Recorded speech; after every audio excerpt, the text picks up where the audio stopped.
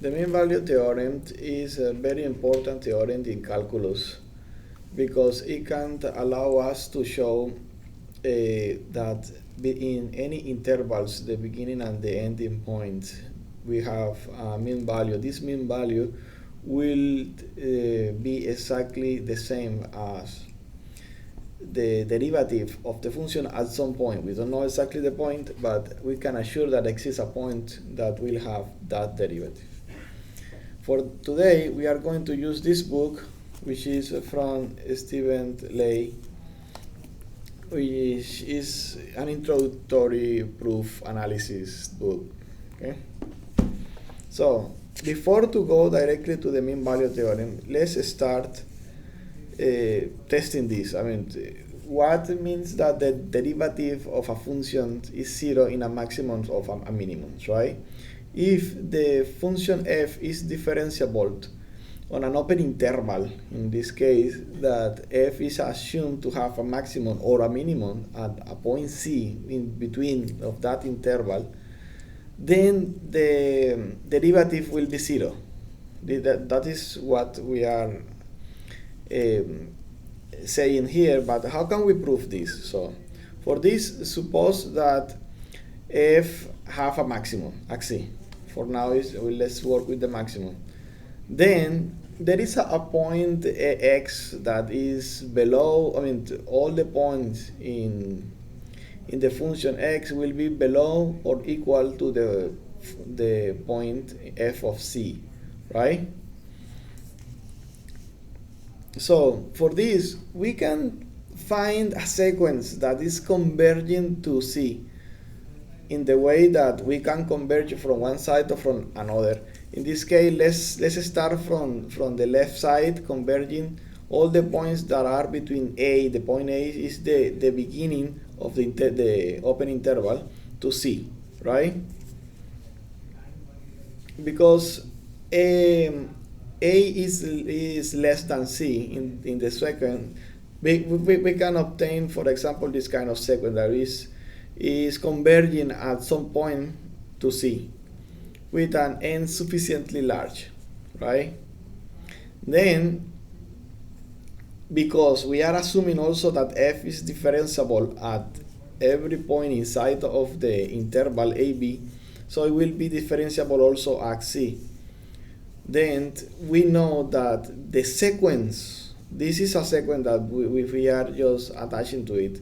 This sequence is also differentiable at c, and is also continuous. So in this case, we say that this sequence that we have here, we will converges to the differentiable of f of c, right? And if we notice, because f of xn is less than f of c and xn is less than c, if we see both sides are negative here in the denominator, negative in the denominator, then for the function, the sequence, all the terms of this sequence will be greater than 0, greater or equal to 0. Okay? Now what? On the other hand, if we create another sequence that is converging from the other side, from b to c, right? In this case, we will have the function y that is in between c and between b for all n. Then we will have exactly the same sequence that is also doing the same thing. However, in this case, the signs is different, right? Because f of y is less than f of c, but y of n is greater than c. Then one of them is negative and the other one is positive. In this case, the denominator is positive and the denominator is negative. Therefore, each term is negative, or at this point it could be exactly the same as f of c. Therefore, we have the derivative of point c will be less or equal to 0, right?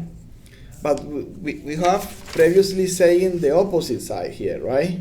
So the only point that it join will be 0, right? Therefore, for the maximum, the derivative at C will be equal to 0. That is how we basically prove that part. So we can do the same exactly for the minimum using the f, the negative f. F is the function. Now we go to another theorem. This is more close to the mean value theorem, but with a special assumption. It is the case that we have a function that is continuous on, see that this is a closed interval. A closed interval is, as in the real numbers, is a very special interval because it's a compact set that is differentiable in this open set such that the initial value is exactly the same as the end value, right? Then there exists at least one point C in between of this open interval such that the function, the derivative of the function at C is 0. That is basically what is stated. So we have a very small proof here for that. Let's show first how it works. Basically, we have a function that it start from here and end from here, but the function y is exactly the same at all. So there is a point, at least one point, whenever it's not going up or not going down. So the function have a slope c equal is slope 0. Basically, the derivative of f of c is 0, right? So one of the options in this case that we have, let me see here, the case 1. If continuous is a compact set, you know what is a compact set? Maybe you haven't heard it, but just to one of the properties of the compact set, because compact set is a big concept, it implies that between any two numbers of the set, we will have another number in between, right? That will be less than the others, and this is because the real numbers are also density. They are dense numbers, right? So in the first case, if we have that f of x is equal to f of a and f of b, it means that it is a constant function. So for every single number of x, the function f of x will be, the derivative will be 0, right? Because it's a constant. But on the other hand, if it must have a maximum or minimum, then at some point between a or b, we will have that by the theorem that we just proved in this page, this theorem, we will have a point f of c, the derivative of f of c equal to 0. Now, what happens if the points are not starting and finishing in the same place? There is where the mean value theorem is coming to play a role, right? Basically, this is what we are saying in the theorem. If the function f is a continuous function of a and b that is differentiable on between of this open interval a and b, there must exist at least one point c in between of this open interval such that the mean value in between is exactly the derivative, the slope. Okay? So we basically we can show something like this. We have this and this. We can have the line. This line represent the slope of this line basically will be the mean value theorem that we want to show here. And there is a point C somewhere where the slope is the same to the mean value theorem. okay? The function g we represented as the line that starts from here, end from here, right? And have this slope, okay? Starting from f of a, from here. So what we need to do is just apply the Rolle's theorem over the function h of a. Okay, what is that function? The function is this part, the difference between the line and the actual f of x. This is f of x, right? We have the line and we have h. Okay? And this line starts from these different points, right?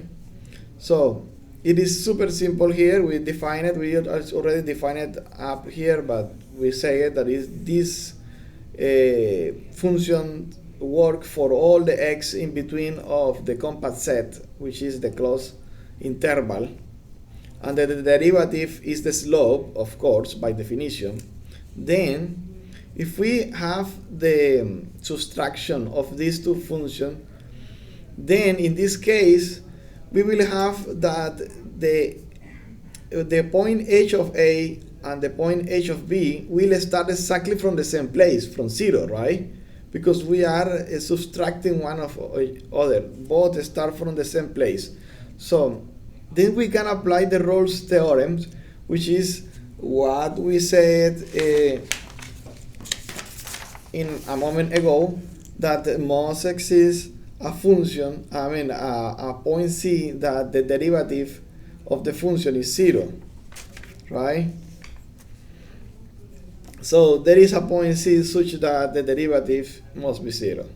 Then we can just write something like this. We can say, okay, 0 is equal to the derivative of h at the point c, which is no more than the subtraction of the derivative of x and less than the derivative of g. But what is g? The derivative of g at c is this, right? Because this is the slope of the line. And if we just move the equation around, we will have what we need. So this is the mean value theorem.